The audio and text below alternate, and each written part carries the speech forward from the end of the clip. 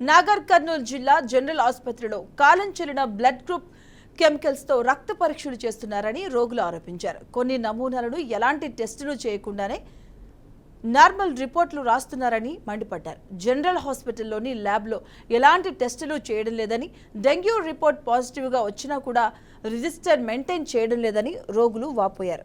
కొన్ని నమూనాలను ఎలాంటి టెస్టులు చేయకుండానే తెలంగాణ డయాగ్నోస్టిక్ హబ్కు పంపుతున్నారని ఆరోపించారు. డెంగ్యూ కార్డు లేదని, కిట్స్ లేవని, వీడియో రికార్డులు లేవని కూడా తెలియజేస్తున్నారు. ఇక ఆసుపత్రి సిబ్బంది తీరుపై సంబంధిత అధికారులు స్పందించాలి అని రోగులు వేడుకుంటున్నారు.